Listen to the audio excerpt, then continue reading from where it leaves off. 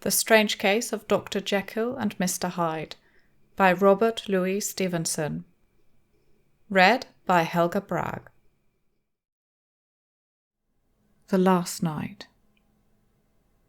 Mr. Utterson was sitting by his fireside one evening after dinner when he was surprised to receive a visit from Poole. "Bless me, Poole, what brings you here?" he cried, and then, taking a second look at him, "What ails you?" he added. "Is the doctor ill?"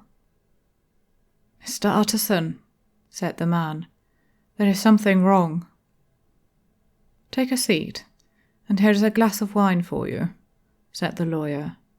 "Now, take your time and tell me plainly what you want." "You know the doctor's ways, sir," replied Poole, "and how he shuts himself up. Well, he's shut up again in the cabinet, and I don't like it, sir. I wish I may die if I like it." "Mr. Utterson, sir, I'm afraid." "Now, my good man," said the lawyer, "be explicit. What are you afraid of?" "I've been afraid for about a week," returned Poole, doggedly disregarding the question, "and I can bear it no more." The man's appearance amply bore out his words. His manner was altered for the worse, and except for the moment when he had first announced his terror, he had not once looked the lawyer in the face. Even now he sat with a glass of wine untasted on his knee, and his eyes directed to a corner of the floor. "I can bear it no more," he repeated. "Come," said the lawyer. "I see you have some good reason, Poole. I see there is something seriously amiss. Try to tell me what it is." "I think there's been foul play," said Poole, hoarsely. "Foul play?" cried the lawyer, a good deal frightened and rather inclined to be irritated in consequence. "What foul play? What does the man mean?" "I daren't say, sir," was the answer. "But will you come along with me and see for yourself?" Mr. Utterson's only answer was to rise and get his hat and greatcoat, but he observed with wonder the greatness of the relief that appeared upon the butler's face, and perhaps with no less, that the wine was still untasted when he set it down to follow. It was a wild, cold, seasonable night of March, with a pale moon, lying on her back as though the wind had tilted her, and flying wrack of the most diaphanous and lawny texture. The wind made talking difficult, and flecked the blood into the face. It seemed to have swept the streets unusually bare of passengers, besides, for Mr. Utterson thought he had never seen that part of London so deserted. He could have wished it otherwise. Never in his life had he been conscious of so sharp a wish to see and touch his fellow creatures, for struggle as he might, there was borne in upon his mind a crushing anticipation of calamity. The square, when they got there, was full of wind and dust, and the thin trees in the garden were lashing themselves along the railing. Poole, who had kept all the way a pace or two ahead, now pulled up in the middle of the pavement, and in spite of the biting weather, took off his hat and mopped his brow with a red pocket handkerchief. But for all the hurry of his coming, these were not the dews of exertion that he wiped away, but the moisture of some strangling anguish, for his face was white and his voice, when he spoke, harsh and broken. "Well, sir," he said, "here we are, and God grant there be nothing wrong." "Amen, Poole," said the lawyer. Thereupon the servant knocked in a very guarded manner. The door was opened on the chain, and a voice asked from within, "Is that you, Poole?" "It's all right," said Poole. "Open the door." The hall, when they entered it, was brightly lighted up. The fire was built high, and about the hearth the whole of the servants, men and women, stood huddled together like a flock of sheep. At the sight of Mr. Utterson, the housemaid broke into hysterical whimpering, and the cook, crying out, "Bless God, it's Mr. Utterson!" ran forward as if to take him in her arms. What are you all here?" said the lawyer peevishly. "Very irregular, very unseemly. Your master would be far from pleased." "They're all afraid," said Paul. Blank silence followed, no one protesting. Only the maid lifted her voice and now wept loudly. "Hold your tongue," Paul said to her, with a ferocity of accent that testified to his own jangled nerves. And indeed, when the girl had so suddenly raised the note of her lamentation, they had all started and turned towards the inner door with faces of dreadful expectation. "And now," continued the butler, addressing the knife boy, "reach me a candle, and we'll get this through hands at once." And then he begged Mr. Utterson to follow him, and led the way to the back garden. "Now, sir," said he, "you come as gently as you can. I want you to hear, and I don't want you to be heard. And see here, sir, if by any chance he was to ask you in, don't go." Mr. Utterson's nerves, at this unlooked-for termination, gave a jerk that nearly threw him from his balance, but he recollected his courage and followed the butler into the laboratory building through the surgical theatre, with its slumber of crates and bottles, to the foot of the stair. Here Paul motioned him to stand on one side and listen, while he himself, setting down the candle and making a great and obvious call on his resolution, mounted the steps and knocked with a somewhat uncertain hand on the red baize of the cabinet door. "Mr. Utterson, sir, asking to see you," he called, and even as he did so, once more violently signed to the lawyer to give ear. A voice answered from within. "Tell him I cannot see anyone," it said complainingly. "Thank you, sir," said Paul, with a note of something like triumph in his voice, and taking up his candle, he led Mr. Utterson back across the yard and into the great kitchen, where the fire was out and the beetles were leaping on the floor. "Sir," he said, looking Mr. Utterson in the eyes, "was that my master's voice?" "It seems much changed," replied the lawyer, very pale, but giving look for look. "Changed? Well, yes, I think so," said the butler. "Have I been 20 years in this man's house to be deceived about his voice? No, sir, master's made away with. He was made away with 8 days ago, when we heard him cry out upon the name of God, and who's in there instead of him, and why it stays there, is a thing that cries to heaven, Mr. Utterson." "This is a very strange tale, Paul. This is rather a wild tale, my man," said Mr. Utterson, biting his finger. "Suppose it were as you suppose, supposing Dr. Jekyll to have been, well, murdered. What could induce a murderer to stay? That won't hold water. It doesn't commend itself to reason." "Well, Mr. Utterson, you are a hard man to satisfy, but I'll do it yet," said Paul. "All this last week, you must know, him or it, whatever it is that lives in that cabinet, has been crying night and day for some sort of medicine, and cannot get it to his mind. It was sometimes his way, the master's that is, to write his orders on a sheet of paper and throw it on the stair. We've had nothing else this week back, nothing but papers, and a closed door, and the very meals left there to be smuggled in when nobody was looking. Well, sir, every day, aye, and twice and thrice in the same day, there have been orders and complaints, and I have been sent flying to all the wholesale chemists in town. Every time I brought the stuff back, there would be another paper telling me to return it because it was not pure, and another order to a different firm. This drug is wanted bitter bad, sir, whatever for."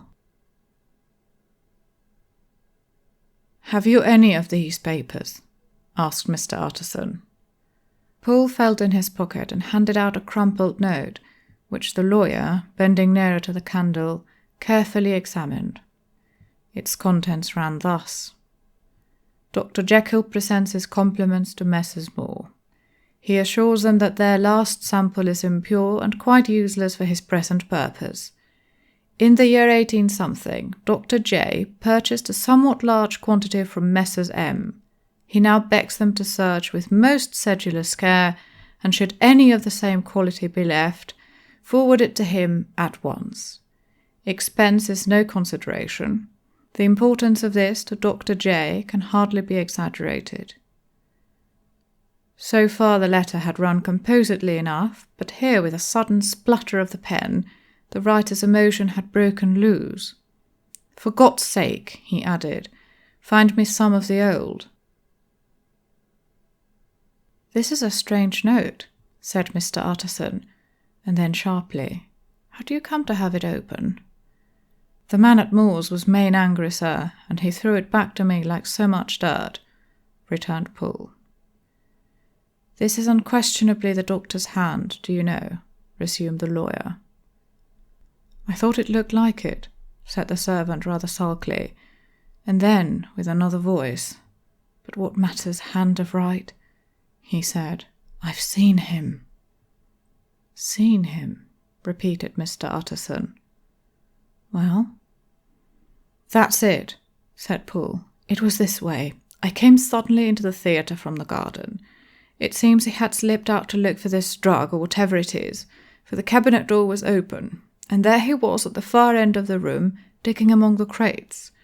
He looked up when I came in, gave a kind of cry, and whipped upstairs into the cabinet. It was but for 1 minute that I saw him, but the hair stood upon my head like quills.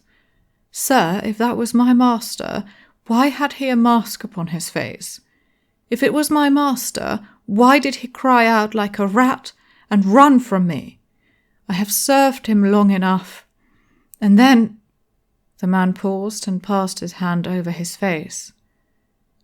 "These are all very strange circumstances," said Mr. Utterson. "But I think I begin to see daylight.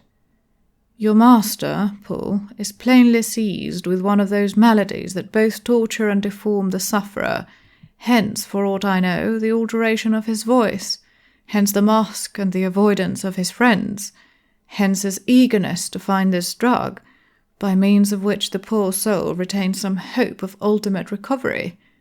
God grant that he be not deceived. That is my explanation. It is sad enough, Poole, aye, and appalling to consider, but it is plain and natural, hangs well together, and delivers us from all exorbitant alarms." "Sir," said the butler, turning to a sort of mottled pallor, "that thing was not my master, and there's the truth. My master," here he looked round him and began to whisper, "is a tall, fine build of a man, and this was more of a dwarf." Utterson attempted to protest. "Oh, sir," cried Poole, "do you think I do not know my master after 20 years?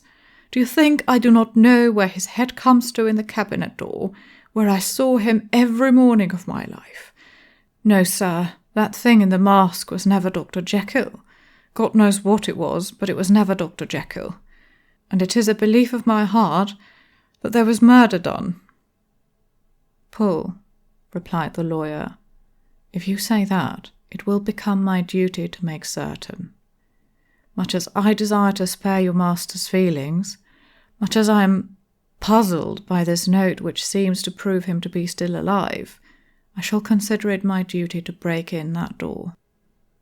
"Ah, Mr. Utterson, that's talking!" cried the butler. "And now comes the second question," resumed Utterson. "Who is going to do it?" "Why, you and me, sir," was the undaunted reply. "That's very well said," returned the lawyer, "and whatever comes of it, I shall make it my business to see you are no loser." "There is an axe in the theatre," continued Poole, "and you might take the kitchen poker for yourself." The lawyer took that rude but weighty instrument into his hand and balanced it. "Do you know, Poole," he said, looking up, "that you and I are about to place ourselves in a position of some peril?" You may say so, sir, indeed, returned the butler. It is well, then, that we should be frank, said the other. We both think more than we have said. Let us make a clean breast. This masked figure that you saw, did you recognize it? Well, sir, it went so quick, and the creature was so doubled up, that I could hardly swear to that, was the answer. But if you mean, was it Mr. Hyde? Why, yes, I think it was. You see, it was much of the same bigness, and it had the same quick, light way with it, and then who else could have got in by the laboratory door? You have not forgot, sir, that at the time of the murder he had still the key with him. But that's not all. I don't know, Mr. Utterson, if you ever met this Mr. Hyde. Yes, said the lawyer. I once spoke with him. Then you must know, as well as the rest of us, that there was something queer about that gentleman, something that gave a man a turn. I don't know rightly how to say it, sir, beyond this, that you felt in your marrow kind of cold and thin. I own I felt something of what you describe, said Mr. Utterson. Quite so, sir, returned Poole. Well, when that masked thing like a monkey jumped from among the chemicals and whipped into the cabinet, it went down my spine like ice. Oh, I know it's not evidence, Mr. Utterson. I'm book-learned enough for that, but a man has his feelings, and I give you my Bible word it was Mr. Hyde. Aye, aye, said the lawyer. My fears incline to the same point. Evil, I fear, founded. Evil was sure to come of that connection. I believe you. I believe poor Harry is killed, and I believe his murderer, for what purpose God alone can tell, is still lurking in his victim's room. Well, let our name be vengeance. Call Bradshaw. The footman came at the summons, very white and nervous. Pull yourself together, Bradshaw, said the lawyer. This suspense, I know, is telling upon all of you, but it is now our intention to make an end of it. Poole here and I are going to force our way into the cabinet. If all is well, my shoulders are broad enough to bear the blame. Meanwhile, lest anything should really be amiss, or any malefactor seek to escape by the back, you and the boy must go round the corner with a pair of good sticks and take your post at the laboratory door. We give you 10 minutes to get to your stations. As Bradshaw left, the lawyer looked at his watch. And now, Poole, let us get to ours, he said, and taking the poker under his arm, led the way into the yard. The scud had banked over the moon, and it was now quite dark. The wind, which only broke in puffs and draughts into that deep well of building, tossed the light of the candle to and fro about their steps, until they came into the shelter of the theatre, where they sat down silently to wait. London hummed solemnly all around, but nearer at hand the stillness was only broken by the sounds of a footfall moving to and fro along the cabinet floor. "So it will walk all day, sir," whispered Poole. "Aye, and the better part of the night. Only when a new sample comes from the chemist there's a bit of a break. It's an ill conscience that such an enemy to rest. Sir, there's blood foully shed in every step of it. But hark again, a little closer. Put your heart in your ears, Mr. Utterson, and tell me, is that the doctor's foot?" The steps fell lightly and oddly, with a certain swing, for all they went so slowly. It was different indeed from the heavy creaking tread of Henry Jekyll. Utterson sighed. "Is there never anything else?" he asked. Poole nodded. "Once," he said.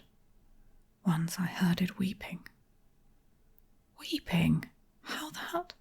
said the lawyer, conscious of a sudden chill of horror. "Weeping like a woman or a lost soul," said the butler.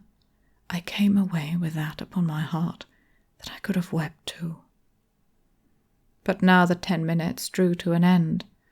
Poole disinterred the axe from under a stack of packing straw, A candle was set upon the nearest table to light them to the attack, and they drew near with bated breath to where that patient foot was still going up and down in the quiet of the night. "Jekyll!" cried Utterson with a loud voice. "I demand to see you." He paused a moment, but there came no reply. "I give you fair warning. Our suspicions are aroused, and I must and shall see you," he resumed. "If not by fair means, then by foul. If not of your consent, then by brute force." "Utterson," said the voice, "for God's sake have mercy." "That's not Jekyll's voice. It's Hyde's," cried Utterson. "Down with the door, Poole." Poole swung the axe over his shoulder. The blow shook the building, and the red baize door leaped against the lock and hinges. A dismal screech, as of mere animal terror, rang from the cabinet. Up went the axe again, and again the panels crashed and the frame bounded. 4 times the blow fell, but the wood was tough and the fittings were of excellent workmanship, and it was not until the 5th that the lock burst and the wreck of the door fell inwards on the carpet. The besiegers, appalled by their own riot and the stillness that had succeeded, stood back a little and peered in.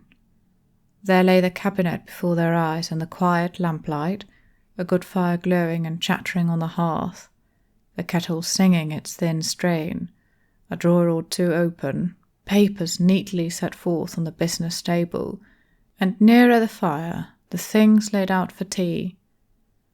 The quietest room, you would have said, and but for the glazed presses full of chemicals, the most commonplace that night in London.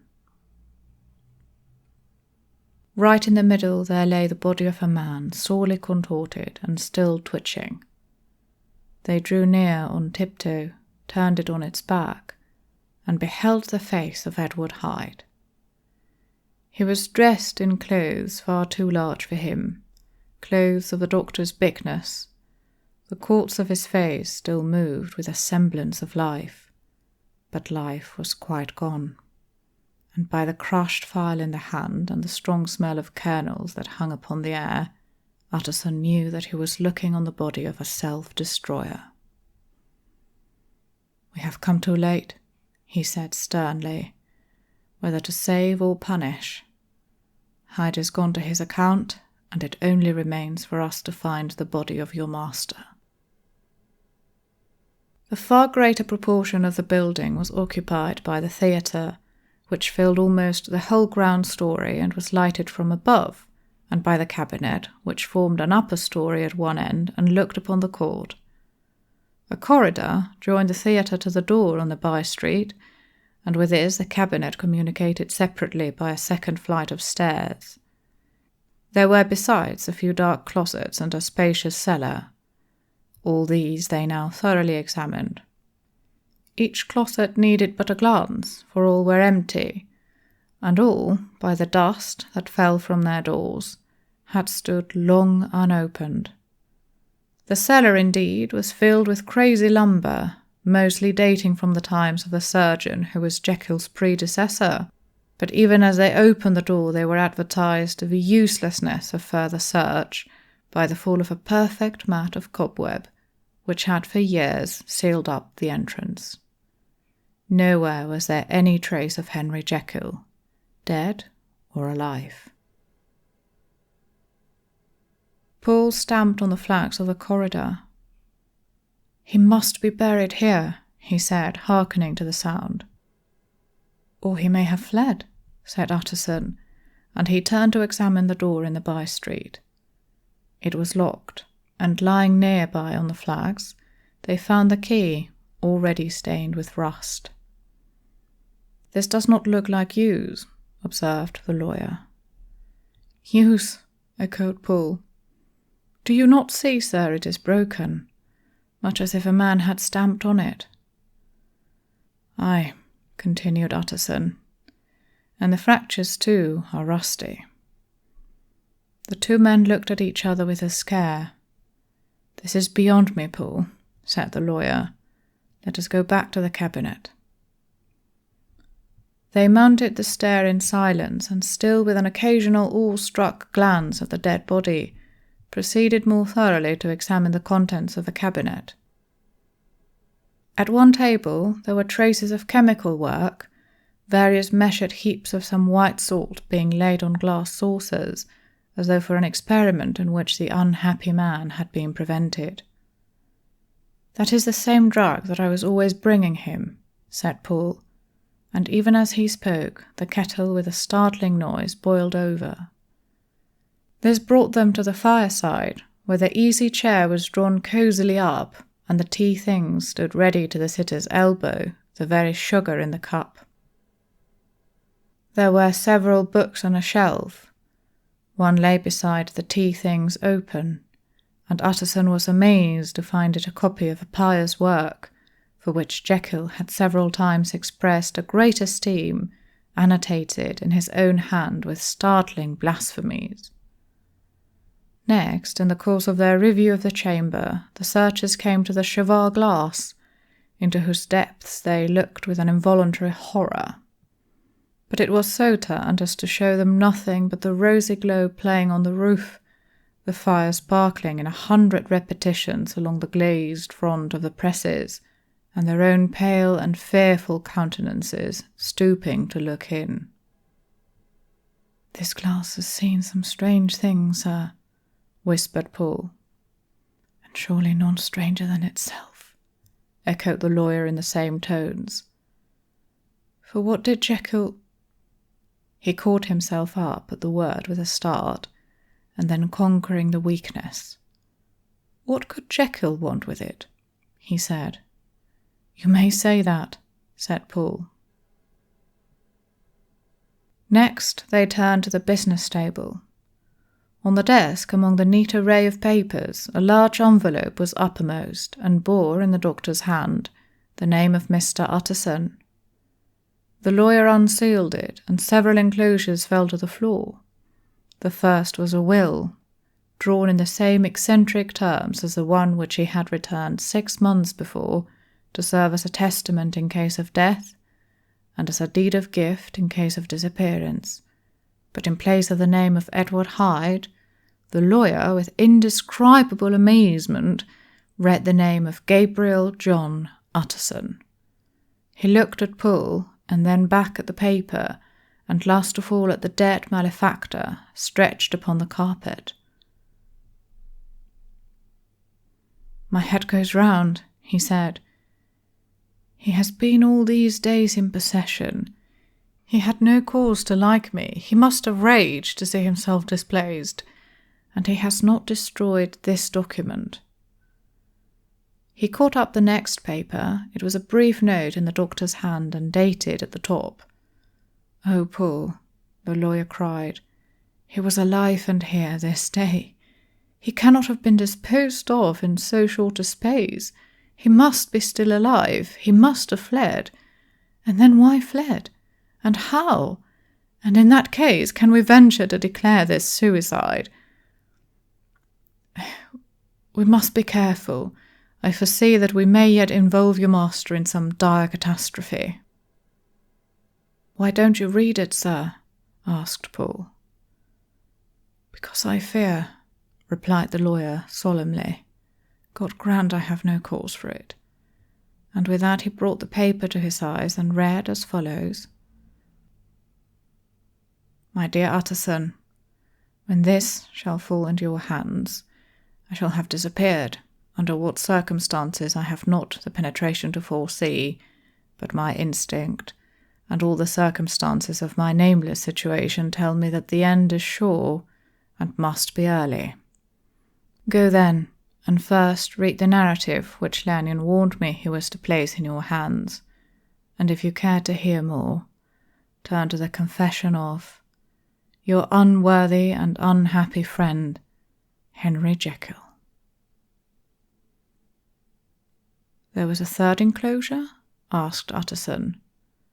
"Here, sir," said Paul, and gave into his hands a considerable packet, sealed in several places. The lawyer put it in his pocket. "I would say nothing of this paper. If your master has fled or is dead, we may at least save his credit. It is now 10. I must go home and read these documents in quiet, but I shall be back before midnight, when we shall send for the police."